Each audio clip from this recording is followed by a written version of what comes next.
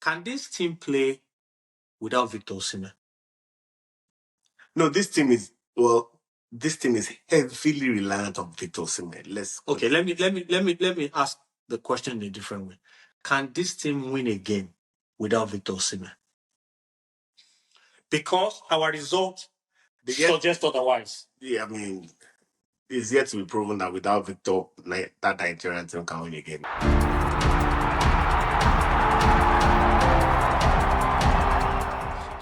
Like I am right now, that I don't know. Okay, I mean, yet another failure. Let's put it that way. Yet another failure. Because this one, if your son or daughter were Nigerian, when Nigeria, like that's what I meant to say, when Nigeria, and they went for an exam, they failed. Nigerian parents, you'd be very, very upset. Absolutely. But you'd be like, okay, there's another chance. Just make sure that you put the rules. Yeah. You put all those things together. You must study, you must do this. And then they go there again. And they do exactly this. They fail again. What will you do? Because that's where we are right now. I mean, at that point, my dad used to say something when I was young. When I don't do well in school, he'll tell me, maybe education is not for you. Maybe we should put a tray on your head. You start selling mechanical something else. Maybe education is just not for you. So maybe football is not for maybe Nigeria is just not a footballing nation. If you now take football from Nigeria, see, when you say something is not for you, you have to have something. It supposes that there's an alternative. What is there that is for Nigeria? You remember the last Olympics? Tough question. No medal. No. Sorry, we're laughing. Sorry, we're laughing. No, this is not a laughing matter. But look, this is where we have to deal with the stress of this thing. We have to deal with the stress somehow. So one thing I've seen that people want to understand. Some people don't pay as much attention to this thing until a day like Sunday happens. Absolutely. Yeah. But if you're watching, and I'm sure you know, this problem did not start on Sunday. Oh, no, absolutely. This problem started a long time ago. But let's shorten the timeline and try to analyze how Nigeria really prosecuted that World Cup qualifier. And I'll take it back to January of 2024. Mm-hmm. We played the AFCON final.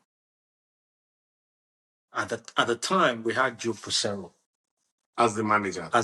Yeah. Personally, I didn't like his style. It was too defensive. Tactically, I was not impressed by him. But it got us an impressive run to the final of that Nations Cup. Absolutely. We lost in the Nations Cup. I mean, depending on who you were, some people felt, he tried. Some people felt like, this guy, we told you, it's not that good. It's not that great. That's why you lost. But the point is, at that time, by the time he lost that final, he was already hinting, win or lose, that he was leaving. Yeah, I said it. If a coach tells you he's leaving, and you know that in a couple of months, you are starting this World Cup qualifiers, as the Football Federation, what should you be doing? Our guys just, whatever, we'll sign a contract with him, we'll renew it. They were going back and forth for a coach. Nigerian mentality. For a coach that said he was leaving. They even went as far as announcing that he was extending his contract. Right? But then, they now said, oh, no, he's not extending his contract. There's another German, I forgot his name. Mm-hmm. They put that one's contract, and not the details of the contract, but that there was an announcement that he was already going to come. The guy denounced it and said he never accepted. Typical Nigerian way of doing things. He never accepted it, and that was it. So, Passero accepted to start the qualifiers. He played the first two games. We played a draw against Lesotho. That ended up being, I don't know how many points they made, maybe 4 points in that for the entire group. We played a draw against them in Nigeria. I remember watching that game. Lesotho. Yeah, I remember watching that game. It was on a Friday, I think. And I was like, I immediately remembered what happened against Ghana in the playoff. I said, we started This is again. the repetition of. We started again. Sorry. Point. We started again, and we still have 9 more games. Like, okay. And then the Sunday after, we went to Zimbabwe. Zimbabwe was beating Nigeria. I think they played that game in Kigali. Yeah. They were beating. It was on a Sunday. I remember I was in Nigeria, trying to figure out where will I watch it. Facebook, Twitter, this and that. I was connecting back and forth. They were leading until towards the very end of the match. It was Kelechi Iheanacho that scored the equalizer. Yeah. And that's why we were able to get 1 point in that game against Zimbabwe, 1 point against Lesotho. The 2 weakest teams in the group, we scraped 1-1. South Africa was already getting maximum points. Rwanda was already getting the maximum gap was already the gap was already setting. That's the first 2 games. And then Pizarro said, guys, I told you I was leaving. He left. And then there was this thing about, we need another coach, foreign coach, no more. We want local. Finidi was between Finidi and Amunike. Yeah, they went with Finidi. They went with Finidi. The rumor was that Amunike was not going to sing to the tune. It was going to do what he... And Amunike already had experience coaching, I think, the Zambian team. Yeah. So they didn't give it to him. It was Finidi that they gave the job to. And then Finidi just came. He played the first warning. He played a friendly match against Mali. I remember watching it. It was the first one. The first sign. 2-0. We were useless. We couldn't put passes together. Yeah. Ademola Lookman was on the verge of winning the African Footballer of the Year. He was red hot. He was on the bench. He was on the bench, yeah, I remember. I said, there a problem. I said, oh no, he must be testing all the other guys. Trying to find... the other guy that don't play regularly. Little did we know that was the beginning of the problem. He was already having issues. We later heard that he was already having issues with some of the players. Yeah. Then we went to the qualifiers proper. First game, South Africa. Again in Uyo. South Africa was leading again. We conceded first. That game, it decided that it was not going to... Our informed striker at the time, 2 were Victor Osimhen and Victor Boniface. Yeah. Osimhen said, this was after the fact. Osimhen said he called him to let him know that he had an injury and he wasn't going to be present in camp. We'll park that aside because there was a lot of drama around that. Yeah. Victor Boniface was the other striker who we thought, in Osimhen's absence. Yeah, he was playing well. Guess what? He played on the bench. Yeah. Throughout that game, he didn't even come in. At the end of that game, we managed to score. I think it was it Ademola Lookman or this guy in Birmingham City that scored the equalizer. We managed to play 1-1. And in the press conference, they were asking Finidi George, why didn't you play Boniface? He said it's his job. He can play whoever he wants. He can do whatever he likes. Essentially just telling us, leave me alone. I can do whatever. I don't care about what you guys are asking. Or what. Again, typical Nigerian mentality. And I've just dropped points. Instead of you to be sober, humble yourself, you were bragging, giving us lectures. Okay, they left him. 2 or 3 days later, they went to Cote d'Ivoire to meet Benin Republic. Nigeria scored first. I remember watching. That was the last game. This game was especially... wasn't that the game you were going to go and watch with your friends? No, that was the final. That was the final, okay. That was the final. This particular game, the way I remember it, very well was the local channel I was watching it on in Nigeria had Peter Rufai as one of the panelists. Yes. And it was optimistic. He was saying we needed to not lose that game. Actually, we needed to win that game to keep the World Cup hopes alive and all that. I'm sure Rufai. But he wasn't confident. On Sunday, will be rolling in his grave. What happened? He wasn't confident, but he was already seeing the signs. Yeah. Now, they lost that game. Yeah. Finidi lost that game. That ended up being the only game that we lost. Yeah. And after that match, NFF suddenly woke up and then realized that we're not going to do this World Cup again. And then they brought in. They had an interim. Yeah. So between they fired Finidi resigned. I think it was in June. Yeah. And then, luckily, or I don't know what it was, however you look at it, between that June and January, there was no World Cup qualifiers. Yeah. It was the AFCON qualifiers. So it was a Guavon that came in and managed the AFCON qualifier. He did that relatively okay. Yeah. I mean, I can't blame him. I mean, we won, we qualified, and all that. But then in January, they appointed Eric Schell to come and play the last 6 games. And to be fair, he won 4 of the 6 games, and he drew 2. I think we took how many points total? We took 14 out of 18. 14, yeah, 14. He drew only 2. The only one that I said maybe we should not have drawn, and maybe that's why we are not going to the World Cup at the end of the day, was the match against Zimbabwe. That match we led 1-0 till the 90th minute, and then guess what? Usual suspect. He brought out Osimhen from the game because it was time, and that was the end of it. And so the reason why we're giving this timeline and analysis for people who do not follow to really look into how we managed or mismanaged the World Cup qualifiers. Finidi to Pissarro to Finidi and then to Shell, and you can see the points that were. So the question that everybody is asking, and this is the debate on social media among Nigerians, is who should we blame for this again? I'm not saying that in 2030 we will not come back and have this conversation. Don't even get me. Don't. But at least we have 5 years about that. We are not saying how do we fix this problem. I just say who do we blame for this? Because we can't fix the problem. Forget fixing problem. We're not fixing problem. Yeah. But who do we blame for? Because what usually happens is that it's not like NFF changed in the 90s when we're going to the World Cup back to back. No. We just had amazing talent that even if you mismanage, those guys will still qualify. Those guys will still win. But now we're marginal. We're on the brink of it. Like if you make a small mistake, you will pay for it, and we're paying for it. Because teams are better. Teams are better. Teams are better all around. See how Congo plays. Better all around. Yeah. So the question is, maybe I will ask you, since I can't ask the audience. And audience, please, if you're watching, put your comment. Who is responsible for this pickle that we're in? NFF? Eric Schell? Finidi George?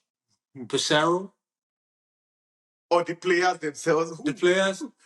Or the president? I mean, ultimately, right? Or is he President Tinubu? Just tell us who you think is. Or is it a combination of different things? What do you think? I think it's a combination of different things, if you ask me.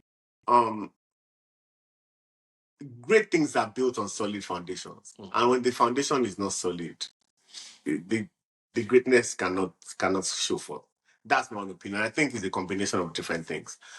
If we go specifically to a manager that took 14 points out of 18 points, a new manager, I don't think that's a bad run. No.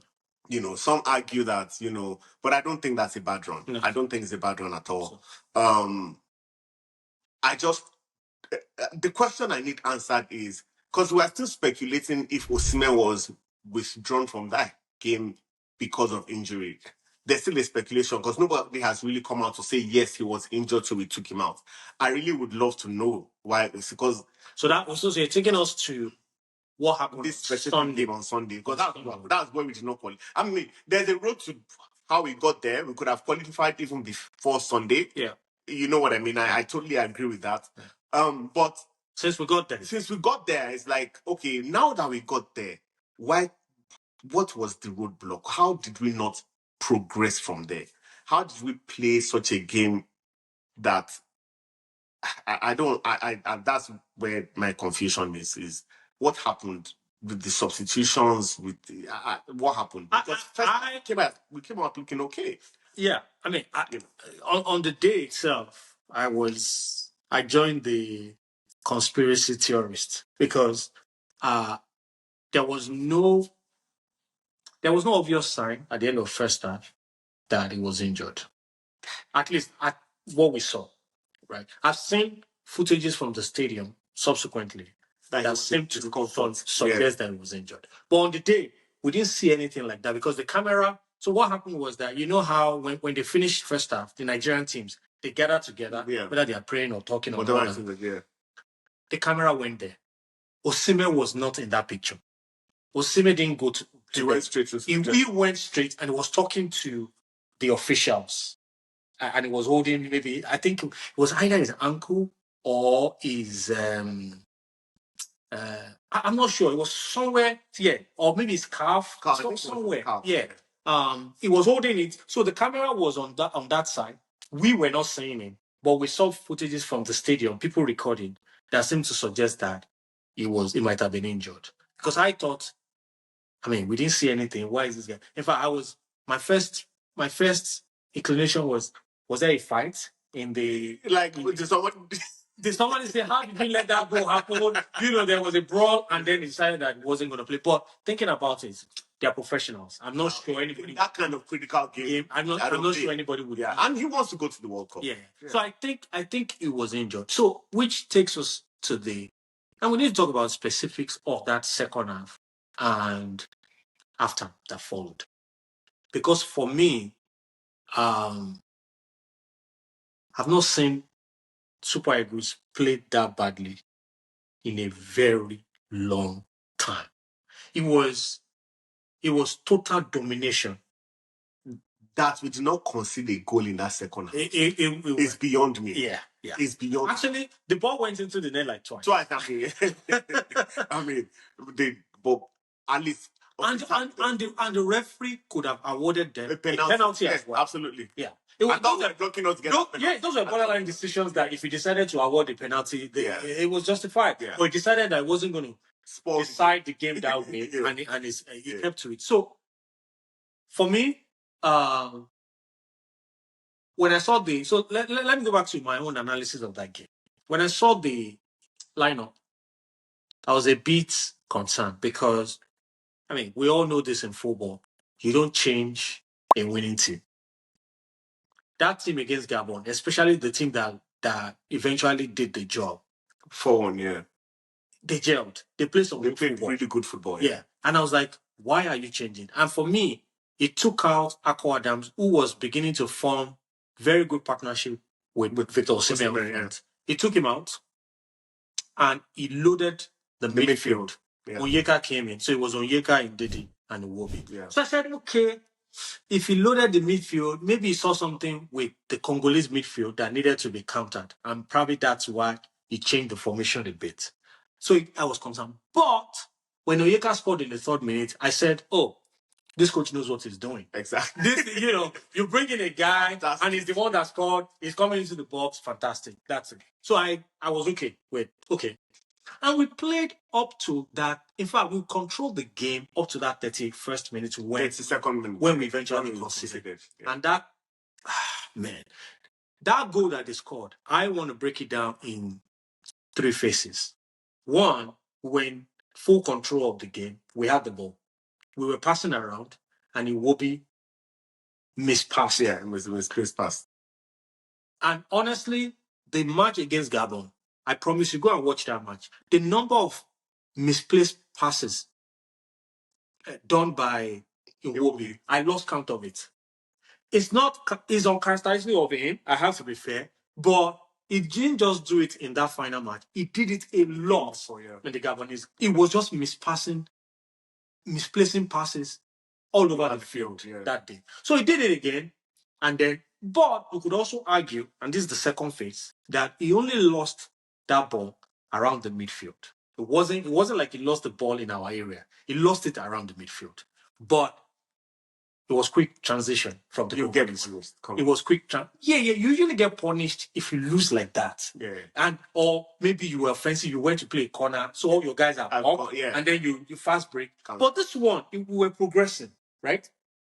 The second problem I saw, when that ball went to the right, the person that went to press was Semi Ajayi. Semi Ajayi was playing in the center. Yeah. So he went because Zaidu was on the left, had gone, expecting to receive the ball from. It was an attacking move. So he went to prevent the cross from coming in. It was not successful. Right? That wasn't the problem. Now, Ndidi, who was our holding midfielder, was running back. Right? So he was the one. So there was no Calvin Bassey, who was off front. Semi Ajayi was facing to it. And then that ball came in. I think that if Ndidi was younger. That's the third phase of the play. If he was younger, it was more agile. Athletic. If it was more athletic, like if it was that Benjamin Frederick, for example, the way to stop that ball was to slide to the ball and push the ball away. He stretched. Yeah.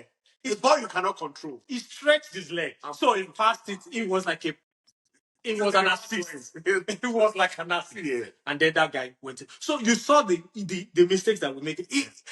It made me so mad that why are we still making? Why are experienced players Still making this kind of mistakes? Yeah. I don't know. And then anything after that is. But if he had not touched that ball, it would still have been a goal. It would have still been a goal. Yeah. But I think maybe it might have given Nwabali a better chance at saving it. Yes, it's possible. Because he laid the ball right. Oh my goodness. Oh my God. There was no way. No chance for the goal. You don't score that goal, they should bury you. Yeah. Like there was no I mean there's no, So I mean so the second half and the Osimhen didn't come in. So does that mean, that's the question on the lips of everybody, is can this team play without Victor Osimhen? No, this team is heavily reliant on Victor Osimhen. Okay, let me ask the question in a different way. Can this team win a game without Victor Osimhen?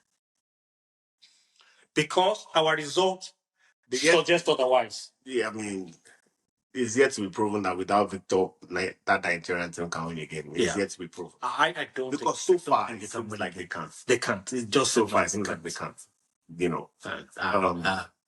See, we wish him quick recovery. AFCON is in 33 days. If he has an issue that is 2 months out, let's not even go to AFCON because we'll be embarrassed. Another thing I was even going to say is this. It is, let me not use the bad word, but it is sad that a team of professionals like Nigeria, their morale was completely, the players themselves, when Osimhen did not show up in the second half. Yeah. And that is where I really question the team is. Where's the leadership? Okay, Osimhen is no longer on the field. Indeed, is the captain. Okay, how do you garner your players? How do you make sure that, look, Osimhen is not there, Adam is there, let's go for this. We are right on the borderline. Adam Aquaman has 2 caps.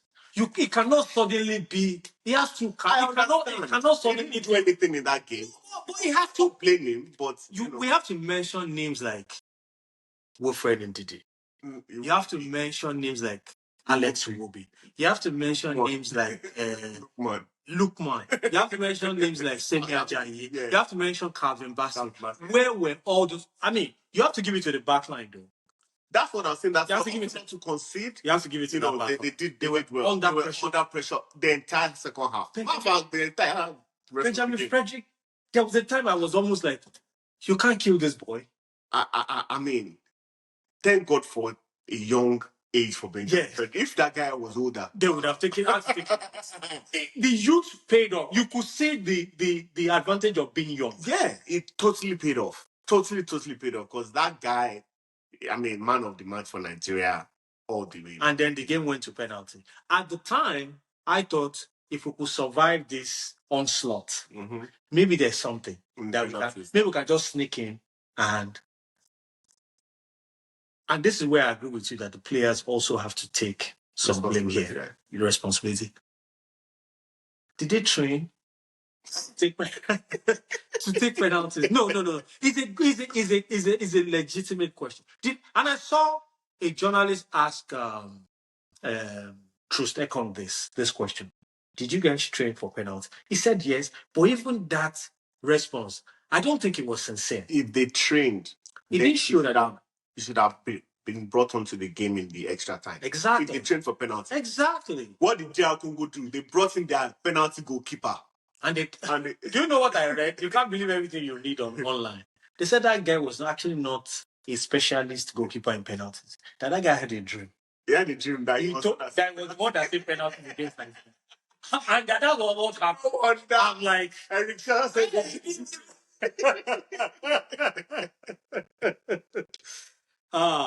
so let's leave that. It's unfortunate. Back to back. I was telling you yesterday when we're talking that, you know, if the average lifespan, which is not even like that in Nigeria, is 80 years old, right? If you live for 80 years, the Nigeria life expectancy is much more lower. It's much lower than that. It's probably like less than 50.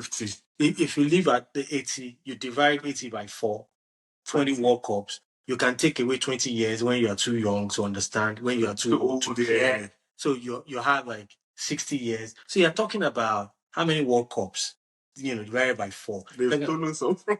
They've stolen a big chunk from us already. And they might steal more. So that is indeed what we're content with. Yeah. For those of us that are in North America, we were so looking forward to Nigeria coming to the World Cup. I don't have to go anywhere. Hopefully some games will be scheduled here in Atlanta where I am, So it's sad that Nigeria is not even coming. So I'm going to make my declaration of who I'm going to support now, but I'll keep that for now. We know you support England, so there's no. And for the first time in my footballing, being a fan, I really believe that England has they have something cooking. The quality. They have something cooking. The quality of players and the management and the backing of their government and FA. They are their favorite to win this. If bringing in Thomas Tuchel, I think is a brilliant move. It's not drawn any games since it took over. It's won 7 games. It's won everything. 7. So, and I think the highest goal scoring in their. This qualifier was so easy for them. This qualifier reminds me of our qualifiers in 2018 with Kenneth Roy. It was like a walk in the park. They deducted points. It didn't affect us. The next team, what did Tunisia, was nowhere close. That is how you go through qualifying stages. When you have coaches, management, administration that understand what you are doing. Look at all the teams that we expect to do well in Europe. I mean, look at the blip that Portugal had that they lost 2-2. They came back and won 9-1. They came back immediately. Although we can't understand what happened. That's okay. That's something they have to manage as a country. Yeah. He's their legend. They can't take it away. He's the best player in history. Their history. Yeah. Not just in their history, probably in the history of the world. There's a debate around that. So and the other guy is coming.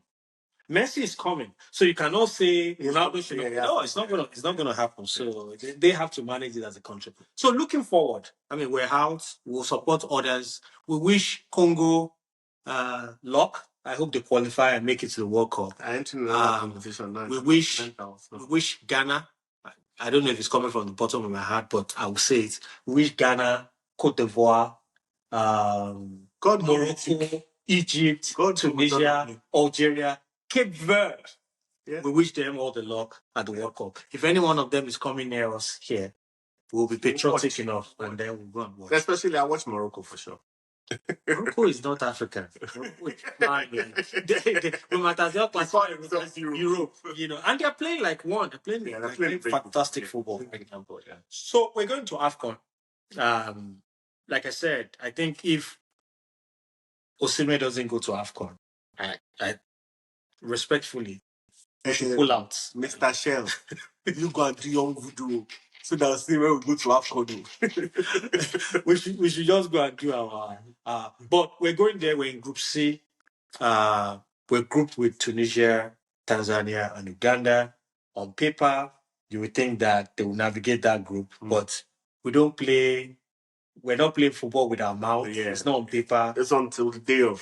So, I mean, I don't see much weakness in this team. Tanzania, Uganda, and Tunisia can give anybody run for them on any given day. So we just have to be. But I think favorites going into this AFCON, I think Nigeria would have been one of the favorites on the basis of we played the last AFCON final. Absolutely. If we had qualified from this playoff. But the fact that Yeah. But the fact that we didn't make it out of this playoff, I don't think you can call Nigeria a favorite. With all due respect, I don't think so. I think the favorites for me are countries like Morocco who's playing at home. I think if Morocco doesn't win it, I'll be very surprised.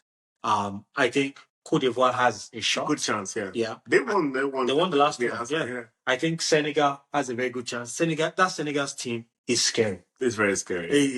They are strong everywhere. And as scary and as good as we think they are, Brazil took them to the cleaners in the friendly. It was not even close. Easy.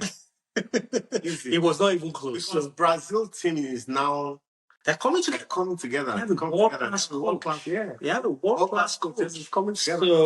So he's thinking about bringing Neymar back to the team. Yeah, it's for the morale of the team. That so we'll see what happens. Yeah. So for me for AFCON, I was putting down here that which players do we need to rely on, or do we need to watch out for the upcoming AFCON? And by the way, we're going to have a special series during AFCON where we bring you content every other day, ever so often, as the matches progress, so that you can understand how we're looking at it and how we're tracking it. But from a Nigerian perspective, Benjamin Frederick for me. Absolutely. Yeah. Absolutely. I'm really hoping that Iwobi can showcase, in my opinion, Iwobi's best time as a footballer has been at Fulham, in my opinion. Fulham, yes. I think so. Yeah. He has really... He was very good. He was very good at Everton too. Yeah, So for me, I really just hope that spark can come back. Then, as far as Ademola Lookman, I also think that this whole saga with Atlanta has affected him. Kind of like the way it affected Osimhen at Napoli for a while, where his head was not in the game. So I'm hoping that in the next few weeks, over the next couple of months, well, not even couple of months, few weeks actually, he can get his mind right. And I know it's not easy to be mentally ready for a competition if you're going through what he's going through. Especially given what just happened. I mean, exactly. Winning this would have been a big boost for all of them. Yeah, winning is always a boost, regardless. So I'm really hoping that those are the players that, if Osimhen plays, we know Osimhen's head is in the game right now. Hopefully he's not injured. He brings his A game. I'd like to see better leadership from Ndidi, though, in my own opinion. Better leadership. I think, you are there to motivate the team. You are there to make sure that when there's some kind of morale downtime, you can help pick them back up. So for me, that's it. I'll let you. No, I think that, you're right. I think if I break down our setup into defense, midfield, and attack, I think I'm most confident with our defensive setup now. Yeah. That's one area we've had a lot of issues lately. But I think that the back four with Zaidu, Calvin Bassey, Ajayi, and Benjamin Frederick, I think they're solid. Yeah. They need to play more together. Obviously, the back line, they need to have... they have to gel. Understanding. That understanding was not there. That's why we consider that good. Because they didn't cover for each other, but you can't blame them. That understanding, I think, comes with... I think another area where we have... where we have things going for us is in the offensive part of the field. Osimhen, but I think Osimhen needs backup. I think if you understand that Osimhen can be injured during a tournament, you should have a strong backup. And we have a number of strong attackers that can be brought into that team.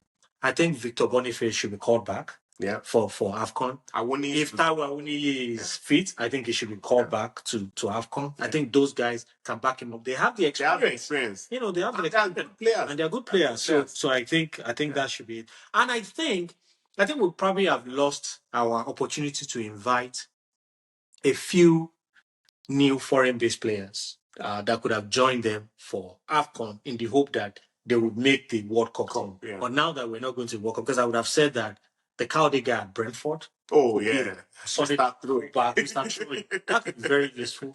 Ugochukwu at Sunderland. No, at Burnley. Burnley could be a good addition. There's one at there's Chukwuemeka from Chelsea to Dortmund. Yeah. Could be. I mean, those are all players that are eligible to play for Nigeria, but at this point, I'm not sure that those guys are. Yeah, I mean, you're wasting their time. To be honest, imagine if Eze and Olise decided to be here in Nigeria, and then we didn't qualify. And then they will not go to. But the problem is that those two guys will not be here and we won't qualify. I don't think that's possible. I think the quality is show for in a game like no. I think the quality will show. So and that's exactly what I was gonna say. You know, I know we're pressed for time. Yeah. But you see, when I look at across, especially Europe, and I look at the Nigerian talent, that players that are playing for other countries. Mm-hmm. It's sad because we have the talent. See, we have the talent, but nobody wants to come and play for Nigeria. And that's the beginning of our conversation is who do we blame for all these pitfalls that Nigeria is experiencing? So nobody asked me for advice on Nigerian football. But because I'm Nigerian, whether they ask me or not, I'll put it out. You're right. I'll put it out freely. When I say these things, my siblings say I want to be Minister of Sports. It doesn't matter. If I'm appointed to do anything to serve Nigeria and it makes sense, I will. Of course. But one thing, the good point you made, grassroots football in Nigeria is close to dead. It will take a lot of investment and a lot of commitment from all tiers of government for us to turn it back. And I'm not saying we shouldn't try to do that, but it's a long shot. And that's why you see the quality of the league that we have and the quality of the players in the local league. They went to Chan the other time. I think I was watching beIN Sport. Mm-hmm. A few months ago, we were playing Chan. It was Sudan versus Nigeria. They beat Nigeria 4-0. That's the quality of the talent locally. So nobody should tell me that it is grassroots. And it's not like there is no talent. There's no infrastructure to develop the talent locally. Yeah. Now, we're lucky that there are many Nigerians in diaspora, right?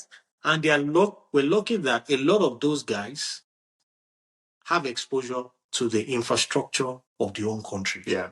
We have Nigerians in Italy, we have Nigerians in England, we have Nigerians in the US and Germany. And those guys are coming through the ranks. So if we know that other countries are doing the work that we should be doing, but they're doing it for us for free, why don't we create an incentive program? Because the players there has to be an incentive to play. Yeah. They don't have connection, apart from connection they have with their parents or their grandparents at home. But that's not enough. Not enough, yeah. You have to create an incentive for these guys to want to play.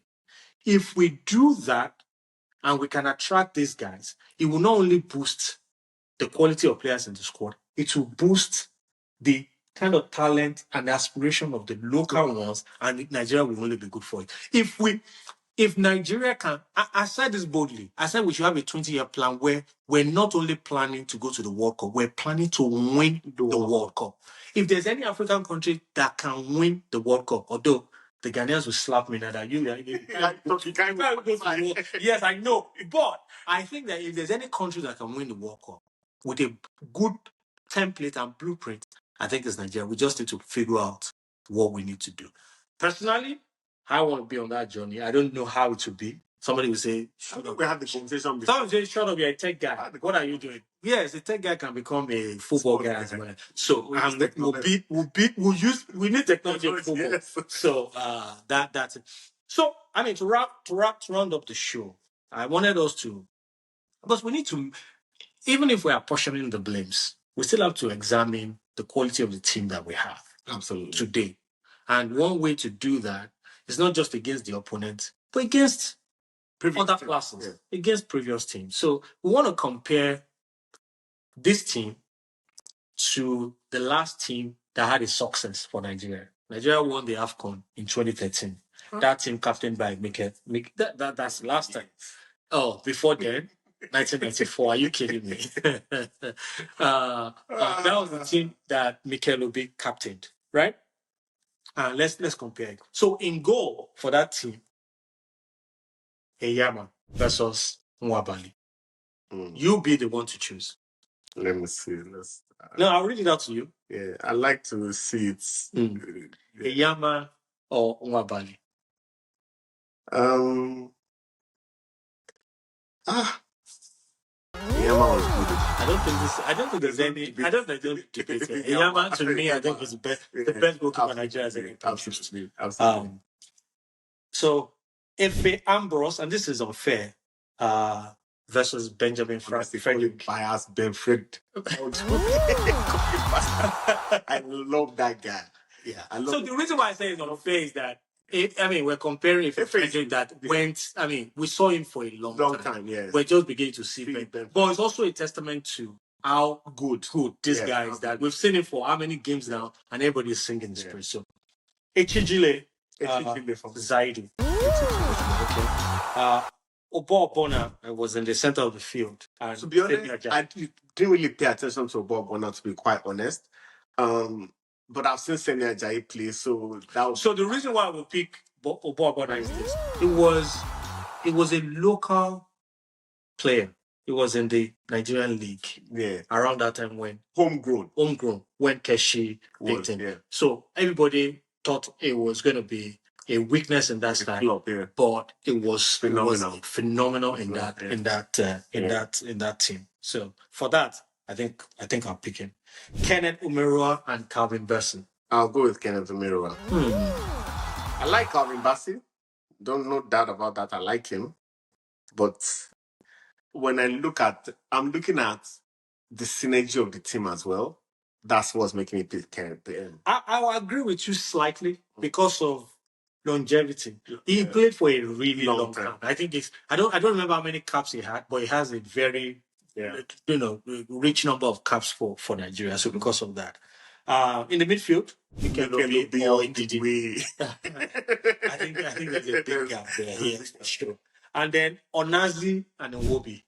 You see that Nwobi's inconsistency. So me, I'm going with Onazi. Especially when he plays for Nigeria. Yeah.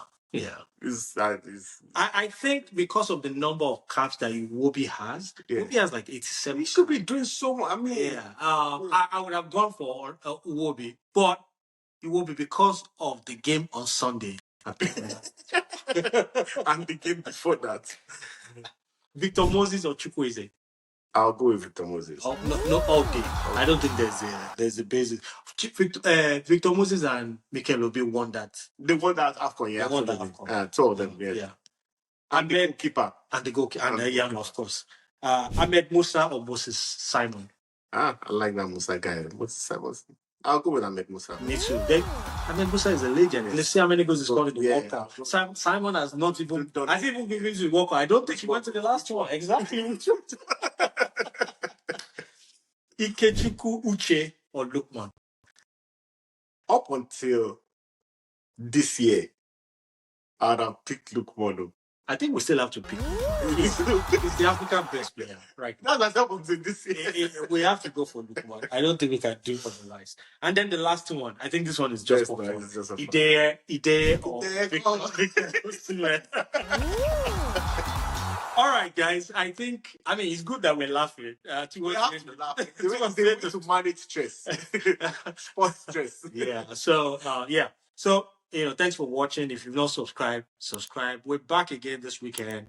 EPL is back. La Liga is back. All the leagues across Europe are back. And we'll be back again with Score Call. Your chance to win $100. Watch out for that before the end of the week. Before we go, see, this is a lesson to Nigeria. Dear past, thanks for your lessons. Nigeria should learn the lessons in the past. And the back says, future, I'm ready. Nigeria, please be ready for the future, please. I like you optimistic people. Me, I've already conditioned my mind. I'm looking at the future. Well, it's a video. My God's will be around. We'll make a reference to this. Good or bad. However we do it. Yes. Thank you guys for watching. All right, guys. See you next time.